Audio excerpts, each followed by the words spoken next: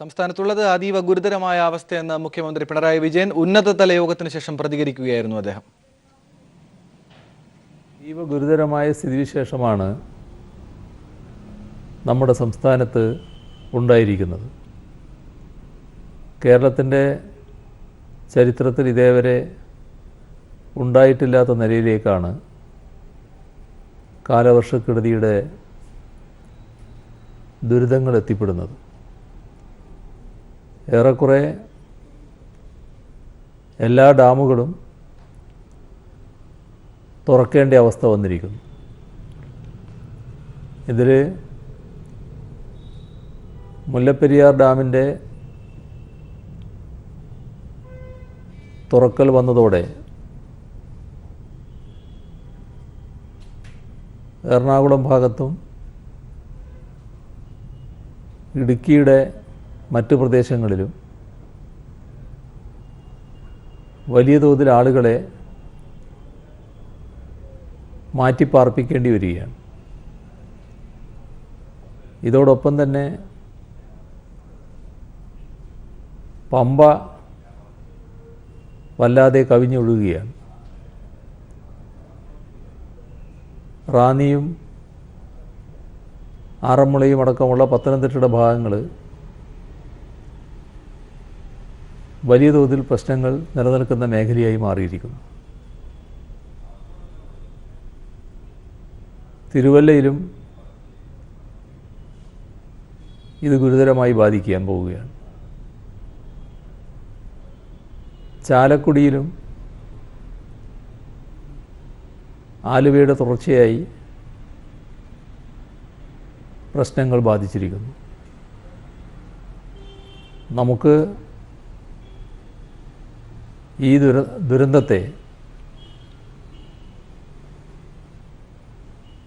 നല്ല രീതിയിൽ നേരിടേണ്ടതുണ്ട്. ഇതുപോലുള്ള ഒരു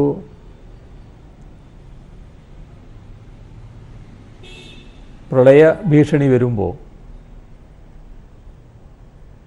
ആദ്യം വേണ്ടത്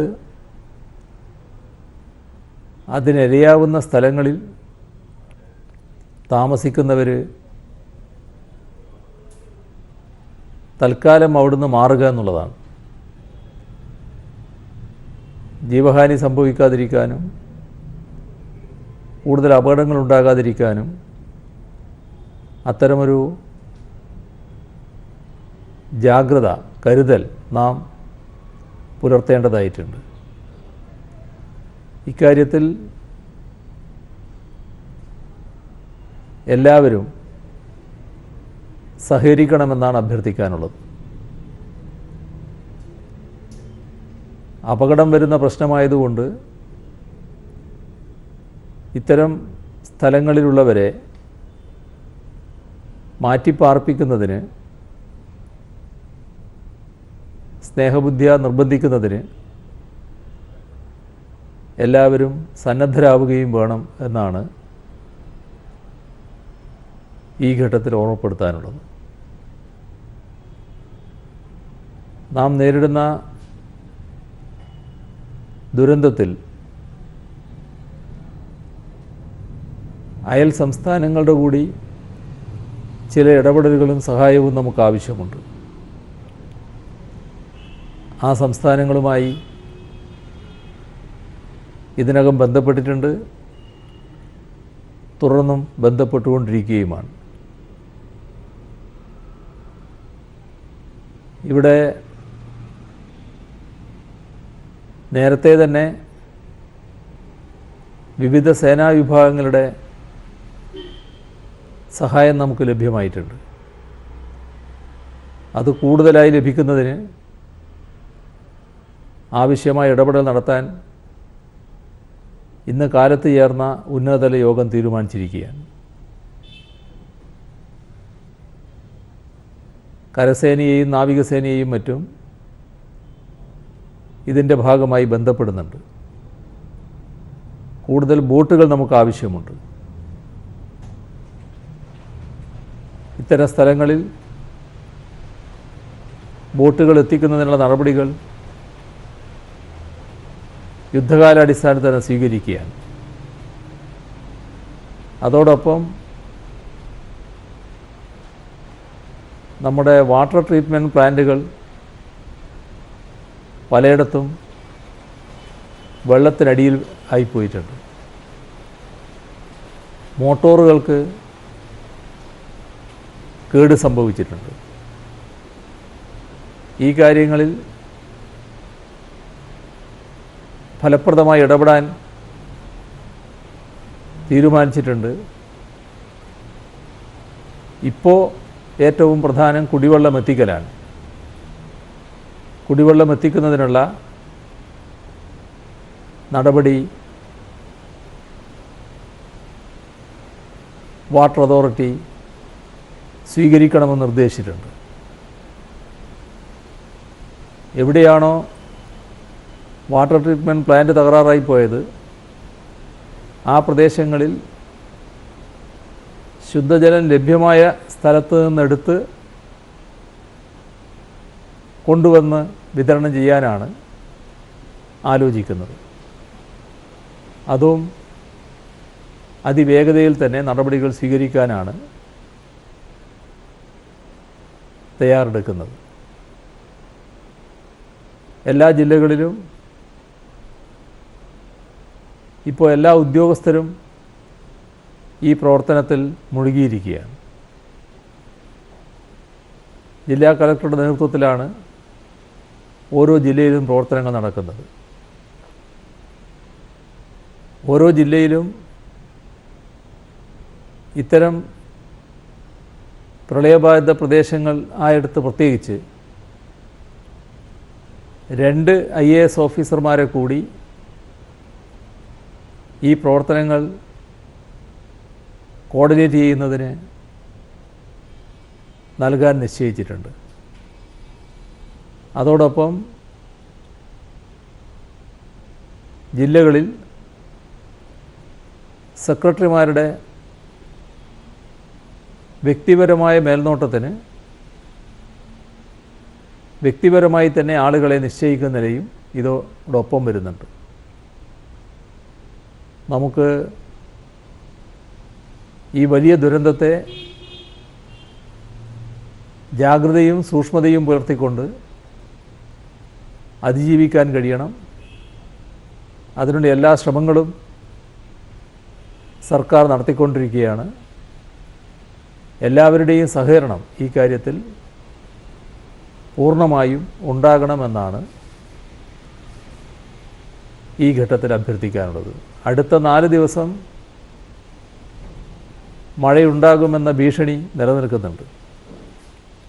മുന്നറിയിപ്പുകൾ ആ തരത്തിൽ ഉയർന്നു വന്നിട്ടുണ്ട്. അപ്പോൾ നാം നല്ല ജാഗ്രത എല്ലായിടങ്ങളിലും പാലിക്കാൻ തയ്യാറാകണമെന്നാണ് ഈ ഘട്ടത്തിൽ അഭ്യർത്ഥിക്കാനുള്ളത്. സംസ്ഥാനത്ത് ശക്തമായ മഴ തുടരുന്ന സാഹചര്യത്തിൽ പ്രളയബാധിത പ്രദേശങ്ങളിൽ കൂടുതൽ കേന്ദ്രസേനയെ എത്തിക്കും. മുഖ്യമന്ത്രിയുടെ അധ്യക്ഷതയിൽ തിരുവനന്തപുരത്ത് ചേർന്ന അവലോകന യോഗത്തിലാണ് തീരുമാനം. 12 ജില്ലകളിൽ റെഡ് അലേർട്ടും കൊല്ലം, തിരുവനന്തപുരം ജില്ലകളിൽ 16 വരെ ഓറഞ്ച് അലേർട്ടും പ്രഖ്യാപിച്ചു. വിവരങ്ങൾ ഷീജ നൽകും. ഷീജ, വരും ദിവസങ്ങളിലും മഴയ്ക്ക് ശമനം ഉണ്ടാകില്ല എന്ന നിലയിലുള്ള മുന്നറിയിപ്പുകൾ കൂടി വരുന്നുണ്ട്. വിശദാംശങ്ങൾ എന്താണ്? ആനന്ദ്, പറഞ്ഞതിൽ ചെറിയ തിരുത്തുകൂടിയുണ്ട്. നേരത്തെ 12 ജില്ലകളിലായിരുന്നു റെഡ് അലേർട്ടെങ്കിൽ ഇപ്പോൾ 14 ജില്ലകളിലും റെഡ് അലേർട്ട് പ്രഖ്യാപിച്ചിരിക്കുന്ന ഒരു സാഹചര്യമാണ്. പ്രത്യേകിച്ചും ആ രീതിയിൽ തീവ്രതയോടുകൂടി മഴ തുടരുന്നു എന്നുള്ളത് തന്നെയാണ് ഈ രീതിയിൽ 14 ജില്ലകളിലും റെഡ് അലേർട്ട് പ്രഖ്യാപിച്ചിരിക്കുന്നത്. നേരത്തെ തിരുവനന്തപുരം, കൊല്ലം ജില്ലകളിലായിരുന്നു ഓറഞ്ച് അലേർട്ട് പ്രഖ്യാപിച്ചിരുന്നത്. എന്നാൽ തിരുവനന്തപുരം, കൊല്ലം, പത്തനംതിട്ട ഈ തെക്കൻ ജില്ലകളിൽ ഒക്കെ തന്നെ ശക്തമായ മഴ തന്നെയാണ് തുടരുന്നത്. അതിന്റെ പശ്ചാത്തലത്തിലാണ് ഇപ്പോൾ 14 ജില്ലകളിലും റെഡ് അലേർട്ട് പ്രഖ്യാപിച്ചിരിക്കുന്നത്. അതിന്റെ അടിസ്ഥാനത്തിലുള്ള എല്ലാ തരത്തിലുള്ള മുൻകരുതൽ പ്രവർത്തനങ്ങൾ, അതോടൊപ്പം തന്നെ ദുരിതാശ്വാസ പ്രവർത്തനങ്ങൾ, ദുരന്ത നിവാരണ പ്രവർത്തനങ്ങൾ ഒക്കെ സർക്കാരിന്റെ നേതൃത്വത്തിൽ അതാത് ജില്ലാ ഭരണകൂടങ്ങൾ നേരിട്ട് നടത്തുക തന്നെയാണ്. ഇന്നിപ്പോൾ മുഖ്യമന്ത്രിയുടെ അധ്യക്ഷതയിൽ ഒരു ഉന്നതതല യോഗം ചേർന്ന് സ്ഥിതിഗതികൾ വിലയിരുത്തിയിരുന്നു. ഇതിൽ കൂടുതൽ കേന്ദ്രസേനയുടെ സഹായം ആവശ്യപ്പെടാൻ വേണ്ടിയാണ് ഇപ്പോൾ സംസ്ഥാന സർക്കാർ തീരുമാനിച്ചിരിക്കുന്നത്. പ്രത്യേകിച്ചും പല ജില്ലകളിലും പല മേഖലകളിലായി നിരവധി പേരാണ് ഒറ്റപ്പെട്ട ഒരു അവസ്ഥയിലുള്ളത്. അവരെ രക്ഷപ്പെടുത്തുക, അതിനുവേണ്ടി ബോട്ട് അത് കരസേനയുടെയും NDRFന്റെയും ബോട്ടുകൾ ഇറക്കിക്കൊണ്ട് അവരെ ആ രീതിയിൽ അവിടെ നിന്നും മോചിപ്പിക്കേണ്ടതുണ്ട്. ചില സ്ഥലങ്ങളിൽ ഹെലികോപ്റ്റർ എത്തിയാൽ മാത്രമേ ആ രീതിയിൽ ഒറ്റപ്പെട്ടു പോയവരെ രക്ഷപ്പെടുത്താൻ സാധിക്കുകയുള്ളൂ. അതുകൊണ്ട് തന്നെ കൂടുതൽ കേന്ദ്രസേനയുടെ സഹായം കേന്ദ്രത്തിനോട് ആവശ്യപ്പെടാനാണ് സംസ്ഥാന സർക്കാർ തീരുമാനിച്ചിരിക്കുന്നത്. ഒപ്പം തന്നെ മറ്റൊരു വലിയ പ്രതിസന്ധി നേരിടുന്നത് കുടിവെള്ളമാണ്. കുടിവെള്ള വിതരണം സാരമായി ബാധിച്ചിരിക്കുന്ന ഒരു അവസ്ഥയാണ്. നമുക്ക് സംസ്ഥാനത്തിന് ആകെയുള്ളത് 39 ഡാമുകളാണ്. ഇതിൽ 34 ഡാമുകളും ഇതിനോടകം തന്നെ തുറന്ന ഒരു സാഹചര്യമാണ്. ഇത്തരത്തിൽ ഒരു സാഹചര്യം സമീപകാലത്തെങ്ങും കേരളത്തിൽ ഉണ്ടായിട്ടില്ല എന്നുള്ളത് കൊണ്ട് തന്നെ എല്ലാവരും അതിന്റെ ഒരു ഞെട്ടലിൽ കൂടിയാണ്. അതീവ തീവ്രമായ ഒരു സാഹചര്യമാണ് ഇത് എന്ന് തന്നെയാണ് മുഖ്യമന്ത്രി തന്നെ ഈ ഒരു അവസ്ഥയെ വിശേഷിപ്പിച്ചത്. പ്രത്യേകിച്ചും ആ രീതിയിലാണ് കാര്യങ്ങൾ മുന്നോട്ട് പോകുന്നത്.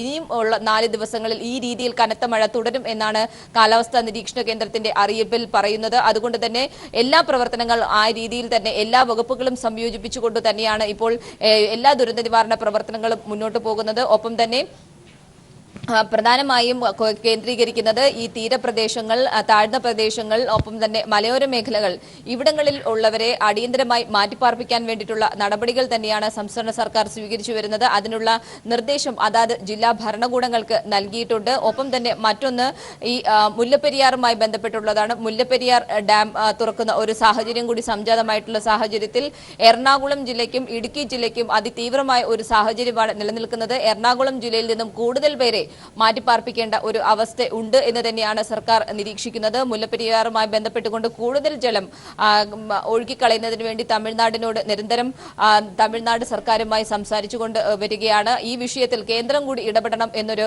ആവശ്യം സംസ്ഥാന കേന്ദ്ര സർക്കാരിനെയും ഈ വിഷയത്തിൽ സമീപിക്കാൻ തീരുമാനിച്ചിട്ടുണ്ട്. ഈ രീതിയിൽ സംസ്ഥാനത്തിനെ സാരമായി ബാധിച്ചിട്ടുള്ള 14 ജില്ലകളെയും ഒരുപോലെ ബാധിച്ചിട്ടുള്ള ഈ ഒരു സാഹചര്യത്തിൽ അടിയന്തരമായി ഏതൊക്കെ തരത്തിലുള്ള സാഹചര്യം ഈ സാഹചര്യം നേടാൻ വേണ്ടി എന്തൊക്കെ സഹായം വേണോ അതൊക്കെ സംസ്ഥാനം എല്ലാ ജില്ലാ കളക്ടർമാർക്ക് അതിനനുസരിച്ചുള്ള നിർദ്ദേശമാണ് നൽകിയിട്ടുള്ളത്. അടിയന്തരമായി മാറ്റിപ്പാർപ്പിക്കേണ്ടവരെ ആ രീതിയിൽ മാറ്റിപ്പാർപ്പിക്കുക, അതിനാണ് പ്രഥമ പരിഗണന നൽകുന്നത്. ഒപ്പം തന്നെ കുടിവെള്ള വിതരണം, ഈ പല ഡാമുകളും തുറന്നുവിട്ടിട്ടുള്ള ഒരു സാഹചര്യത്തിൽ പലയിടത്തു നിന്നുള്ള ശുദ്ധജല വിതരണം മുടങ്ങിയിട്ടുള്ള ഒരു അവസ്ഥയാണ്. ചെളി കയറി ശുദ്ധജല വിതരണം മുടങ്ങിയിട്ടുള്ള സാഹചര്യത്തിൽ കുടിവെള്ളം അടിയന്തരമായി എത്തിക്കേണ്ടടുത്ത് എത്തിക്കുക, ആ രീതിയിൽ ഉള്ള നിർദ്ദേശങ്ങൾ എല്ലാ തലത്തിലും നൽകിയിട്ടുണ്ട്.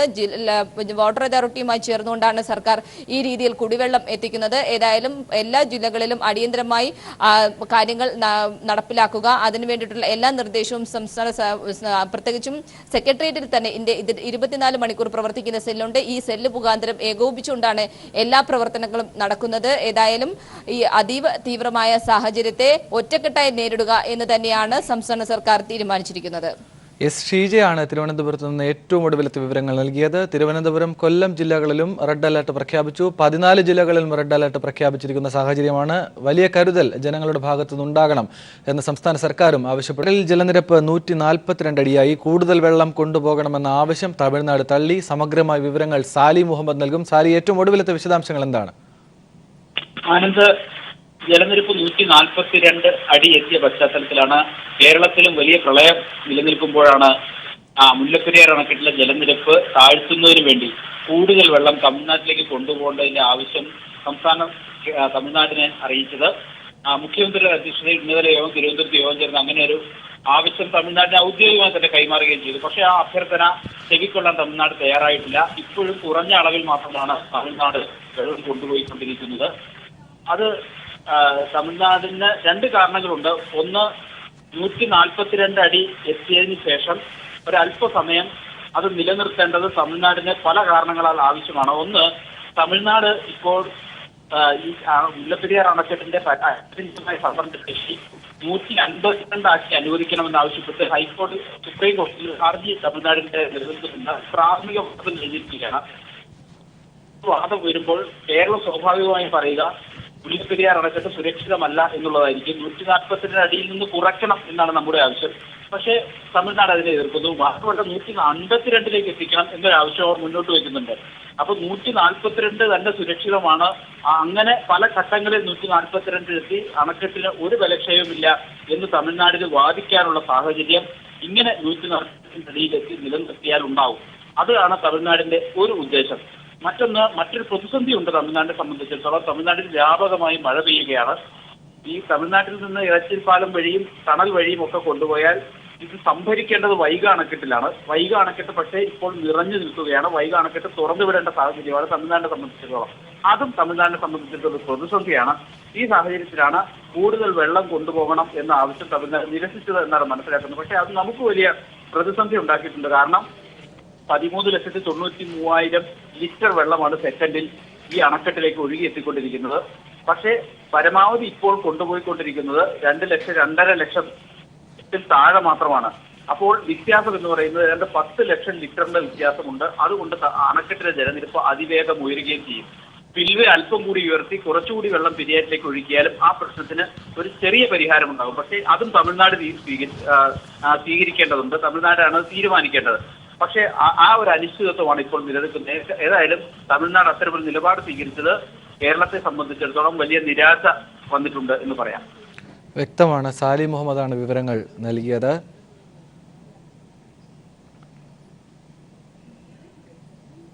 കനത്ത മഴയെ തുടർന്ന് ഇടുക്കി അണക്കെട്ടിന്റെ ജലനിരപ്പ് ഉയരുന്നു. ചെറുതോണി അണക്കെട്ട് വഴി തുറന്നുവിടുന്ന വെള്ളത്തിന്റെ അളവ് കൂട്ടി. അതേസമയം മൂന്നാറിൽ ലോഡ്ജ് തകർന്നു വീണ് തമിഴ്നാട് സ്വദേശി മരിച്ചു. 1 മണിക്ക് 14 ലക്ഷം ലിറ്റർ വെള്ളവും 2 മണിയോടുകൂടി 15 ലക്ഷം ലിറ്റർ വെള്ളവും തുറന്നുവിട്ടു. കൂടുതൽ വിവരങ്ങൾ സമീർ നൽകും. മഴയ്ക്ക് ഒരു വിധത്തിലുമുള്ള ശമനം ഉണ്ടായിട്ടില്ല. ഈ മഴയ്ക്ക് ഒപ്പം നീരൊഴുക്കും വർദ്ധിച്ചിരിക്കുന്നു. ഇടുക്കി അണക്കെട്ടിലെ ജലനിരപ്പ് ക്രമാതീതമായി ഉയരുന്ന സാഹചര്യം തന്നെയാണ് ഉള്ളത്. 2399 അടിയിലേക്കാണ് ഇപ്പോൾ ജലനിരപ്പ് എത്തിക്കൊണ്ടിരിക്കുന്നത്. ഇതുമായി ബന്ധപ്പെട്ട ഏറ്റവും പ്രധാനപ്പെട്ട ഒരു കാര്യം, മുല്ലപ്പെരിയാർ അണക്കെട്ടിലെ ജലനിരപ്പ് ക്രമാതീതമായി ഉയരുന്നു.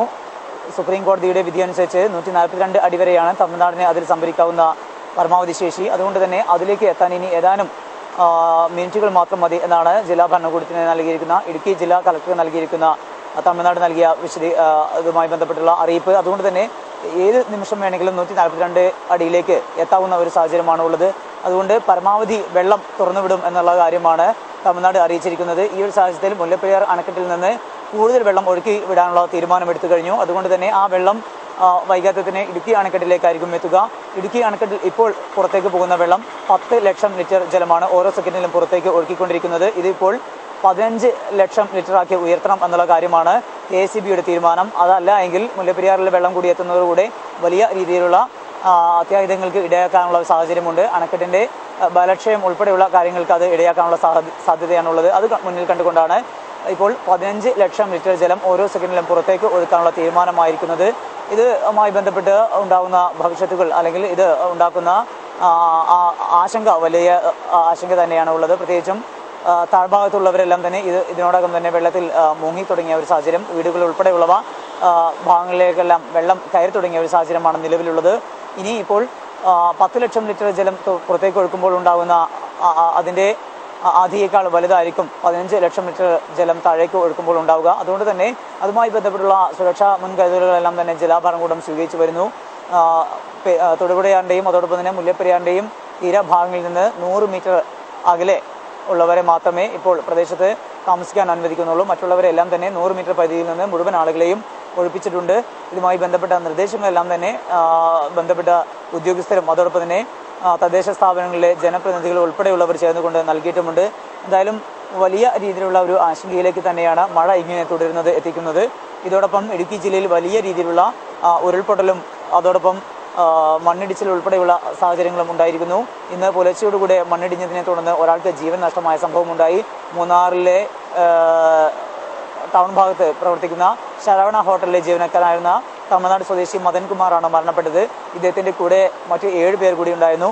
ഇവരെ രക്ഷപ്പെടുത്താൻ കഴിഞ്ഞു. അതിൽ 2 പേർക്ക് സാരമായി തന്നെ പരിക്കേറ്റിട്ടുണ്ട്. അവരിപ്പോൾ മൂന്നാറിലെ ടാറ്റ ആശുപത്രിയിൽ ചികിത്സയിൽ കഴിയുകയാണ്. മറ്റൊരു പ്രധാനപ്പെട്ട കാര്യം, കീരിത്തോടും വലിയ രീതിയിലുള്ള മണ്ണിടിച്ചിൽ ഉണ്ടാവുകയും ഒരു വീട്ടമ്മയെ കാണാതാവുകയും ചെയ്ത സംഭവം ഉണ്ടായിട്ടുണ്ട്. അവിടെ ഇപ്പോഴും അവർക്ക് വേണ്ടിയുള്ള തിരച്ചിൽ പുരോഗമിക്കുന്നു. ജില്ലയിൽ വലിയ രീതിയിലുള്ള മണ്ണിടിച്ചിൽ ഉണ്ടാവുകയും മരങ്ങൾ കടപുഴകി വീണ ഉൾപ്പെടെയുള്ള സംഭവങ്ങളും ഉണ്ടായിട്ടുണ്ട്. ഇത്തരം സാഹചര്യങ്ങളെ തുടർന്ന് കൊച്ചി ധനുഷ്കോടി ദേശീയപാത ഏറെക്കുറെ പൂർണ്ണമായും അടഞ്ഞ ഒരു സാഹചര്യമാണുള്ളത്. ഗതാഗതം പൂർണ്ണമായും സ്തംഭിച്ച സാഹചര്യമാണ് ഉള്ളത്. ആശുപത്രികളിലേക്ക് രക്ഷപ്പെടുത്തുന്ന വ്യക്തികളെ ആശുപത്രികളിലേക്ക് എത്തിക്കാൻ പോലും കഴിയാത്ത ഒരു സ്ഥിതിവിശേഷമാണ് ഉള്ളത്. മഴയ്ക്ക് ഒരു ശമനം ഉണ്ടാകുന്നതുവരെ പരമാവധി യാത്ര ഒഴിവാക്കാനാണ് ജില്ലാ ഭരണകൂടം നൽകിയിരിക്കുന്ന നിർദ്ദേശം. ജില്ലയിലെ 31 ക്യാമ്പുകളിലായി 2700ഓളം പേരെയാണ് ഇപ്പോൾ മാറ്റിപ്പാർപ്പിച്ചിരിക്കുന്നത്. മഴ ഇങ്ങനെ തുടരുകയാണെങ്കിൽ കൂടുതൽ പേരെ മാറ്റിപ്പാർപ്പിക്കേണ്ട സാഹചര്യമാണ് ഉള്ളത്. എന്തായാലും എല്ലാ വിധത്തിലുമുള്ള സുരക്ഷാ സംവിധാനങ്ങൾ സംസ്ഥാന സർക്കാരും ജില്ലാ ഭരണകൂടവും ചേർന്ന് എടുത്തു വരികയാണ്. ശനിയാഴ്ച വരെ നെടുമ്പാശ്ശേരി വിമാനത്താവളം അടച്ചു. ടെക്നിക്കൽ ഏരിയ വരെ വെള്ളം കയറി. തൃപ്പൂണിത്തുറ അത്തച്ചമയ ഘോഷയാത്ര ഒഴിവാക്കി. ആലുവ പെരിയാർ തീരത്ത് ജലനിരപ്പ് ഉയരുന്നു. 40 ദുരിതാശ്വാസ ക്യാമ്പുകൾ തുറന്നു. സിബി ജോസഫ് വിവരങ്ങൾ നൽകും. ആലുവ പെരിയാർ ഭാഗത്തെ സംബന്ധിച്ചിടത്തോളം ഓരോ നിമിഷവും വെള്ളക്കെട്ട് ഭയാനകമായ രീതിയിൽ ഉയർന്നു പൊങ്ങുന്ന ഒരവസ്ഥയാണുള്ളത്. ഞാനിപ്പോൾ നിൽക്കുന്നത് നെടുമ്പാശ്ശേരി എയർപോർട്ടിന് മുന്നിലാണ്. ഇതിൻ്റെ സൈഡിൽ നെടുമ്പാശ്ശേരി എയർപോർട്ടിൻ്റെ സൈഡിൽ ഇതിൻ്റെ ചുറ്റുമതിൽ തകർന്ന അവസ്ഥയാണ്. ഈ ചുറ്റുമതിൽ ഇപ്പോൾ നീക്കം ചെയ്യുന്ന ഒരു കാഴ്ചയാണ് ഇപ്പോൾ കാണുന്നത്. നമുക്കറിയാം JCB എല്ലാം ഉപയോഗിച്ചുകൊണ്ട് ഈ ചുറ്റുമതിൽ നീക്കുകയാണ്. ഈ എയർപോർട്ട് ഒരു പുഴ പോലെ ഒഴുകുന്നത് നമുക്ക് കൃത്യമായി കാണാൻ കഴിയും. ഈ ശനിയാഴ്ച 2 മണി വരെ ഇവിടെ സർവീസ് എല്ലാം നിർത്തിവെച്ചിരിക്കുകയാണ്. ഇനിയും ഈ വെള്ളം പൂർണ്ണമായും ഇറങ്ങുന്നതിന് വേണ്ടി 4-5 ദിവസങ്ങൾ വേണ്ടിവരും. ശക്തമായ ഡ്രെയിനേജിങ് സംവിധാനവും അതോടൊപ്പം തന്നെ പമ്പിംഗ് എല്ലാം തന്നെയും പരാജയപ്പെട്ട തുടർന്ന സാഹചര്യത്തിലാണ് ഈ സർവീസ് നിർത്തിവെക്കേണ്ടി വന്നത്. ഇങ്ങോട്ടേക്ക് ഇനിയും ജലനിരപ്പ് ഓരോ സെക്കൻഡിലും ഉയർന്നു നിൽക്കുന്ന ഒരു സാഹചര്യമാണുള്ളത്. എല്ലാം തന്നെ നിയന്ത്രണ അതീതമാകാത്ത ഒരു സാഹചര്യത്തിൽ ഇപ്പോൾ പോകുന്നു. ഇപ്പോൾ ഇവിടെ കൃത്യമായി 4-5 JCBകളും അതോടൊപ്പം തന്നെ ഫയർഫോഴ്സിൻ്റെ വാഹനങ്ങളെല്ലാം തന്നെയും ഈ എയർപോർട്ടിനുള്ളിൽ ഉണ്ട്. ഈ എയർപോർട്ടിനുള്ളിൽ തന്നെയും ഒരു ജലവിധാനം ആകപ്പാടെ ഉയർന്നുകൊണ്ട് ഒരു അവസ്ഥയാണുള്ളത്. ഇവരെല്ലാം നീക്കം ചെയ്യുന്ന ഒരു കാഴ്ചയാണ് നമുക്കിപ്പോൾ കാണാൻ കഴിയുന്നത്. തൊട്ടടുത്ത മതിൽ പ്രദേശം ഏകദേശം ഒരു 20 മീറ്ററോളം തകർന്ന് വീഴുകയും ചെയ്തു. എന്തായാലും ഈ ആലുവയെ സംബന്ധിച്ച്, പ്രത്യേകിച്ച് പെരിയാറിനെ സംബന്ധിച്ച് കനത്ത മഴയും എല്ലാം തന്നെയും ഇത്തരത്തിൽ എല്ലാ പ്രവർത്തനങ്ങളെയും ബാധിക്കുകയും ചെയ്യുന്നുണ്ട്. ഏകദേശം 100ഓളം ക്യാമ്പുകൾ ഇപ്പോൾ തുറന്നിരിക്കുന്നു. 2000-ലധികം ആളുകളെ ഇപ്പോൾ മാറ്റിപ്പാർപ്പിച്ചിരിക്കുന്നു. ഇനിയും ഓരോ മണിക്കൂറിലും ആളുകളെ ഇതിൽ കൂടുതൽ മാറ്റിപ്പാർപ്പിക്കേണ്ട ഒരു സാഹചര്യമാണ് നിലവിലുള്ളത്. ഇവിടെ ഏറ്റവും കൂടുതലായി ഇടുക്കി അണക്കെട്ടിൽ നിന്നും ഇടമലയാറിൽ നിന്നും എല്ലാം തന്നെയും കൂടാതെ മലങ്കര ഡാമിൽ നിന്നെല്ലാം തന്നെയും വെള്ളം തുറന്നുവിട്ട സാഹചര്യത്തിൽ ഇവയെല്ലാം എത്തിച്ചേരുന്നത് ഈ ആലുവ പ്രദേശത്തേക്കാണ്. ഈ പെരിയാറിൻ്റെ ഇരുകരകളെയാണ് ഏറ്റവും കൂടുതൽ ബാധിക്കുന്നതും. അതുതന്നെയാണ് ഇവിടെ നിന്നാണ് അറബിക്കടലിലേക്ക് ഈ വെള്ളം എത്തിച്ചേരുന്നതും. അതുകൊണ്ട് തന്നെ ഏറ്റവും കൂടുതൽ ദുരിതം ബാധിക്കുന്നതും ഈ പ്രദേശത്ത് തന്നെയാണ്. എന്നാലും ഇപ്പോഴത്തെ സാഹചര്യത്തിൽ ഒരു ആശങ്ക ഇപ്പോഴും നിലനിൽക്കുന്നു എന്നുള്ളതാണ് നമുക്ക് പറയേണ്ടിയിരിക്കുന്നത്. ഓരോ മണിക്കൂറിലും ശക്തമായ മഴയും കാറ്റും വീശുന്നതെല്ലാം തന്നെയും ഇപ്പോഴും ആശങ്ക വർദ്ധിച്ചു തന്നെ നിൽക്കുകയാണ്.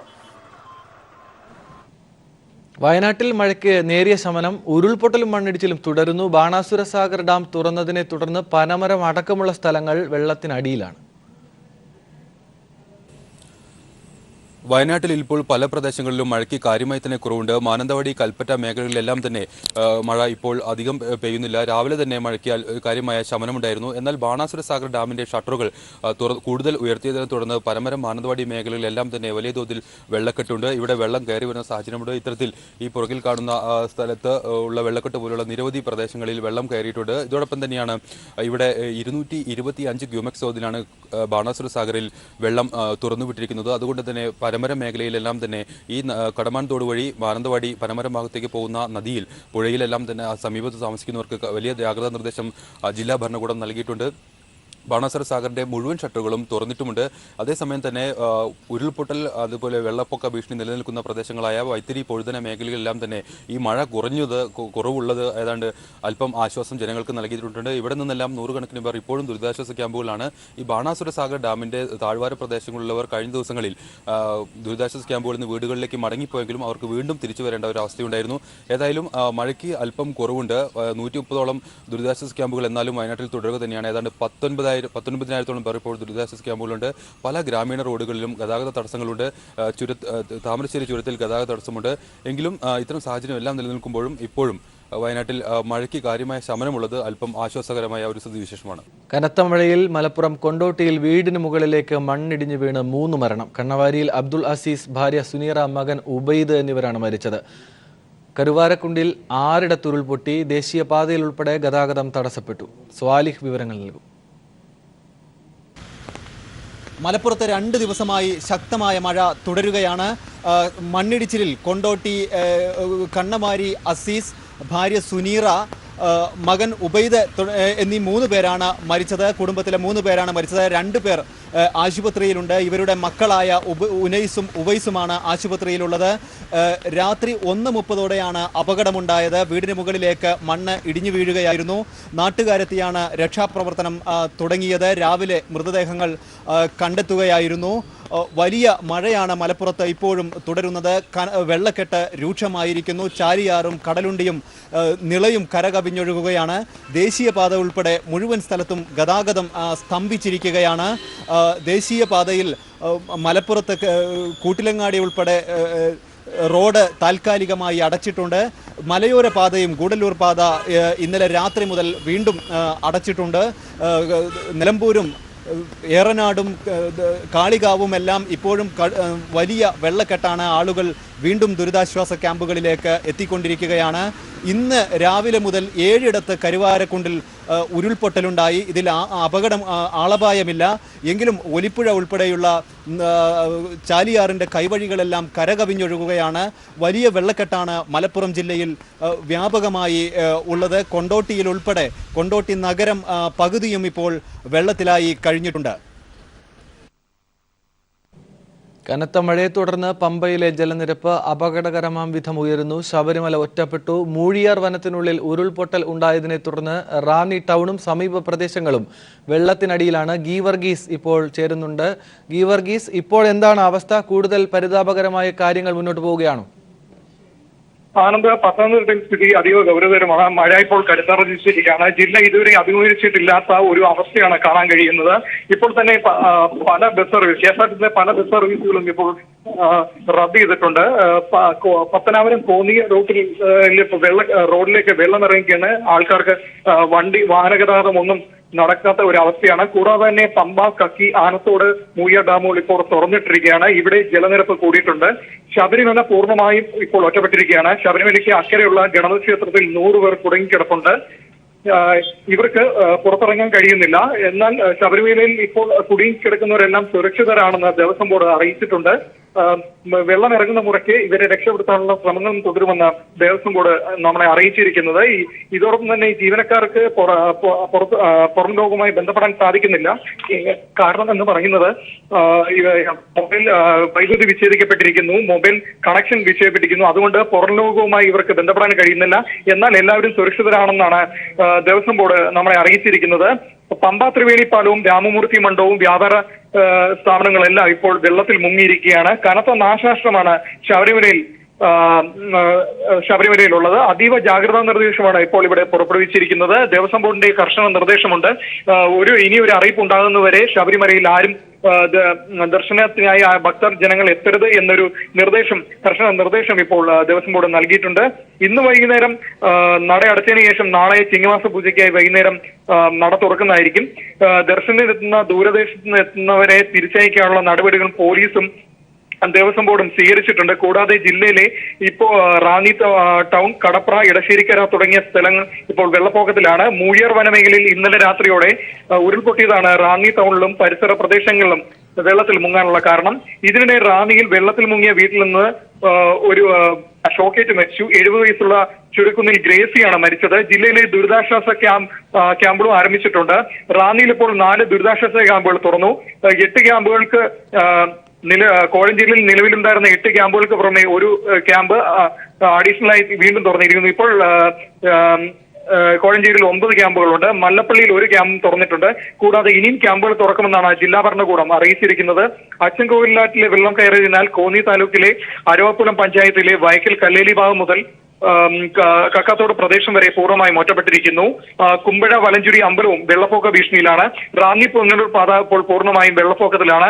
കൂടാതെ തന്നെ എടുത്തു പറയുന്ന രീതിയിൽ പല സർവീസുകളും KSRTC റദ്ദ് ചെയ്തിരിക്കുന്നു. അതായത് പുനലൂർ, പത്തനാപുരം, പത്തനംതിട്ട, തിരുവല്ല റൂട്ട് വഴിയുള്ള പല ഇതും ഇപ്പോൾ KSRTC റദ്ദ് ചെയ്തിരിക്കുന്ന വാർത്തയും പുറത്തു വരുന്നുണ്ട്.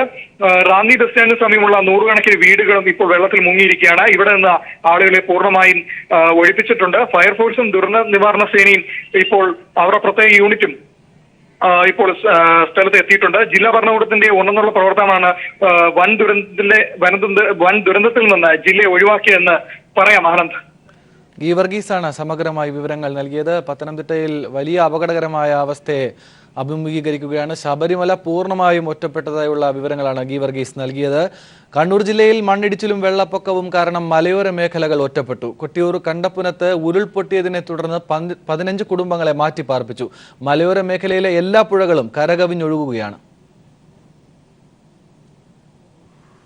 കണ്ണൂർ ജില്ലയിൽ കഴിഞ്ഞ 2 ദിവസങ്ങളിൽ മാറി നിന്ന മഴ ഇന്നലെ വൈകുന്നേരത്തോടുകൂടി വീണ്ടും ശക്തിപ്പെട്ടു. അതോടൊപ്പം തന്നെ പലയിടങ്ങളിലും ജില്ലയിലെ പലയിടങ്ങളിലും ഉരുൾപൊട്ടലും ഉണ്ടായിട്ടുണ്ട്. പ്രത്യേകിച്ചും കണ്ണൂർ ജില്ലയുടെ മലയോര മേഖലകളായ കൊട്ടിയൂർ, ആറളം, അതോടൊപ്പം തന്നെ കാഞ്ഞിരക്കൊല്ലി ഈ മേഖലകളിലാണ് ഉരുൾപൊട്ടൽ ഉണ്ടായത്. കാഞ്ഞിരക്കൊല്ലി വനമേഖലയിൽ ഉരുൾപൊട്ടൽ ഉണ്ടായിട്ടുണ്ട്. ഇന്ന് ഈ രാവിലെ കൊട്ടിയൂരിൽ കണ്ടപ്പുനത്ത് ഉരുൾപൊട്ടൽ ഉണ്ടായിട്ടുണ്ട്. അവിടെ നിന്ന് 15 കുടുംബങ്ങളെ മാറ്റിപ്പാർപ്പിച്ചിട്ടുണ്ട്. ഈ മേഖലയിൽ അതോടൊപ്പം തന്നെ ഉരുൾപൊട്ടലും കനത്ത മഴയെയും തുടർന്ന് പ്രധാനപ്പെട്ട പുഴകളെല്ലാം തന്നെയും കരകവിഞ്ഞ് ഒഴുകുകയാണ്. ഇതിന്റെ ഭാഗമായി തന്നെ മലയോര മേഖലയിലെ പല പ്രദേശങ്ങളും താഴ്ന്ന പ്രദേശങ്ങൾ വെള്ളത്തിനടിയിലായിട്ടുണ്ട്. അതുകൊണ്ട് തന്നെ ഗതാഗത തടസ്സവും ഇപ്പോൾ നിലനിൽക്കുന്നുണ്ട്.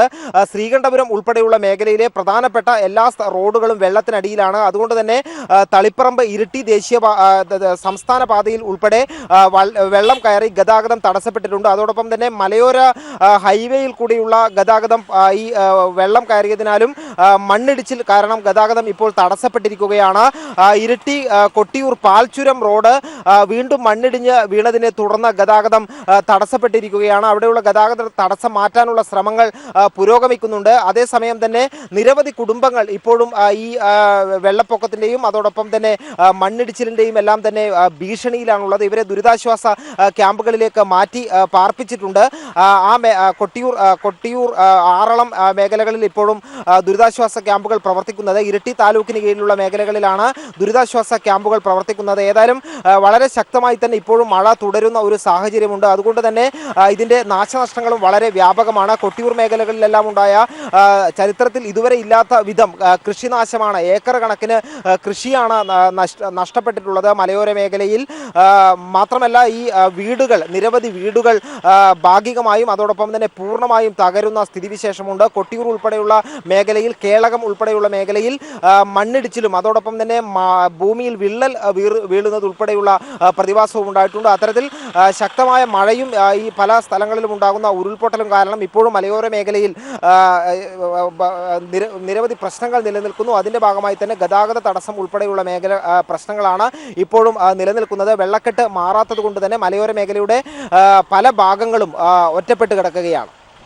കോഴിക്കോട് ജില്ലയിൽ മഴ ശക്തമായി തുടരുന്നു. താഴ്ന്ന പ്രദേശങ്ങൾ വെള്ളത്തിനടിയിലായി. കോഴിക്കോട് വയനാട് ദേശീയപാതയിൽ വെള്ളം കയറിയതിനെ തുടർന്ന് വയനാട്ടിലേക്കുള്ള KSRTC സർവീസ് നിർത്തിവെച്ചു. കൂടുതൽ കുടുംബങ്ങളെ ദുരിതാശ്വാസ ക്യാമ്പുകളിലേക്ക് മാറ്റി. മഴ തുടരുന്ന സാഹചര്യത്തിൽ കോഴിക്കോട് ജില്ലയിലെ പ്രൊഫഷണൽ കോളേജുകൾ ഉൾപ്പെടെ എല്ലാ വിദ്യാഭ്യാസ സ്ഥാപനങ്ങൾക്കും നാളെ ജില്ലാ കളക്ടർ അവധി പ്രഖ്യാപിച്ചു. അങ്കണവാടികൾക്കും അവധി ബാധകമാണ്. ലതീഷിന്റെ റിപ്പോർട്ടിലേക്ക്. കോഴിക്കോട് ജില്ലയിൽ മഴ ശക്തമായി തുടരുകയാണ്. നല്ല ശക്തിയോടെയുള്ള കാറ്റും പല ഭാഗത്തും വീശിയടിക്കുന്നുണ്ട്. അതുകൊണ്ട് തന്നെ മരങ്ങൾ കടപുഴകിയും റോഡുകൾ പലതും തടസ്സപ്പെട്ടിരിക്കുന്നു. വൈദ്യുത ബന്ധം പൂർണ്ണമായും മലയോര മേഖലകളിലെല്ലാം പൂർണ്ണമായും മുടങ്ങിയ ഒരു സാഹചര്യമാണുള്ളത്.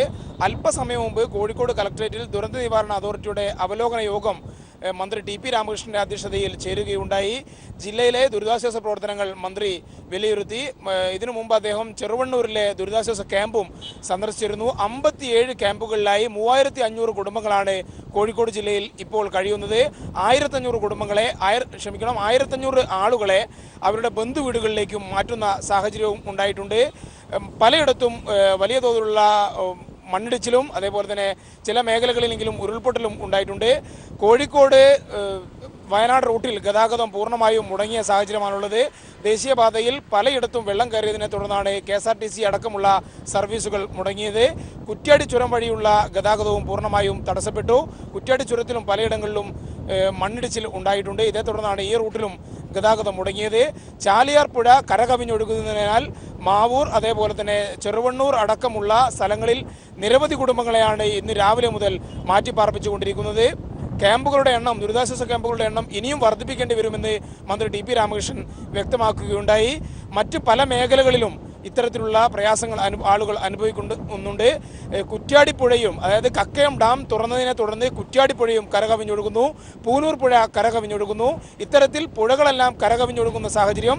നഗരങ്ങളിലേക്ക് എത്തുകയാണെങ്കിൽ നഗരങ്ങളിൽ കോഴിക്കോട് ടൗൺ അടക്കം വെള്ളത്തിൽ മുങ്ങി നിൽക്കുന്ന ഒരു സാഹചര്യമാണുള്ളത്. പലയിടങ്ങളിലും ശക്തമായ വെള്ളക്കെട്ടാണ് അനുഭവപ്പെടുന്നത്. നിരവധി കുടുംബങ്ങളെ ഇവിടെ നിന്നെല്ലാം മാറ്റിപ്പാർപ്പിച്ചിട്ടുണ്ട്. പല സ്ഥലങ്ങളിലേക്കും ഗതാഗതം പൂർണ്ണമായും തടസ്സപ്പെടുമാണുള്ളത്. ഇത്തരത്തിൽ കോഴിക്കോട് ജില്ലയിൽ വ്യാപകമായി മഴ നഗര വ്യത്യാസമില്ലാതെ മലയോര മേഖലകളിലടക്കം തുടരുന്ന ഒരു സാഹചര്യം നിലവിലുണ്ട്. എന്തായാലും എല്ലാ അടിയന്തര നേരിടാൻ ജില്ലാ ഭരണകൂടം സന്നദ്ധമാണ് എന്നുള്ള കാര്യം കൂടി അവലോകന യോഗത്തിനു ശേഷം മന്ത്രി ടി.പി. രാമകൃഷ്ണൻ അറിയിക്കുകയുണ്ടായി. കനത്ത മഴയെ തുടർന്ന് കൊല്ലത്ത് മരങ്ങൾ കടപുഴകി. ശിങ്കിലി വനത്തിൽ ഉരുൾപൊട്ടൽ ഉണ്ടായതായി സംശയം. തെന്മല ഡാമിൽ ജലനിരപ്പ് ഉയരുന്നു. രാജ്കുമാർ വിശദാംശങ്ങൾ നൽകും. ഇന്നലെ ആരംഭിച്ച കനത്ത മഴയിലും കാറ്റിലും ജില്ലയിൽ വ്യാപക നാശനഷ്ടം സംഭവിച്ചിട്ടുണ്ട്. കിഴക്കൻ മേഖലയിലാണ് രൂക്ഷമായിട്ടുള്ള നാശനഷ്ടം. അച്ചൻകോവിലാർ കരകവിഞ്ഞൊഴുകുന്നു, കഴുതുരുട്ടിയാർ കരകവിഞ്ഞൊഴുകുന്നു. ശങ്കിലി വനത്തിൽ ഉരുൾപൊട്ടിയതായി സംശയത്തിന്റെ അടിസ്ഥാനത്തിലാണ് ഇപ്പോൾ വനം വകുപ്പ് ഉദ്യോഗസ്ഥരും പോലീസും റവന്യൂ വകുപ്പ് അധികൃതരും ജില്ലാ ഭരണകൂടവും ഒക്കെ ഉള്ളത്. കാരണം തെന്മല അണക്കെട്ടിലേക്കുള്ള നീരൊഴുക്ക് ശക്തമായിട്ടുണ്ട്. അവിടെ ജലനിരപ്പ് ക്രമാതീതമായി ഉയരുന്നുണ്ട്. അതിന്റെ അടിസ്ഥാനത്തിൽ അവിടെ കൂടുതൽ ഷട്ടറിന്റെ ഉയരം വർദ്ധിപ്പിക്കാനും തീരുമാനിച്ചിട്ടുണ്ട്. കല്ലടയാറ്റിൽ ഇതിനെ തുടർന്ന് ജലനിരപ്പ് ഉയർന്നു. പല സ്ഥലത്തും കരകവിഞ്ഞ് ഒഴുകുന്നതിന്റെ പശ്ചാത്തലത്തിൽ പുനലൂരിൽ വിളക്കുടിയിൽ ഏതാണ്ട് 15ഓളം കുടുംബങ്ങളെ മാറ്റിപ്പാർപ്പിച്ചിട്ടുണ്ട്. ജില്ലയിൽ താഴ്ന്ന പ്രദേശങ്ങളെല്ലാം വെള്ളത്തിനടിയിലാണ്. ഏതാണ്ട് 100ഓളം കുടുംബങ്ങളെ 10-15ഓളം ക്യാമ്പുകളിലായി മാറ്റി പാർപ്പിച്ചിട്ടുണ്ട്.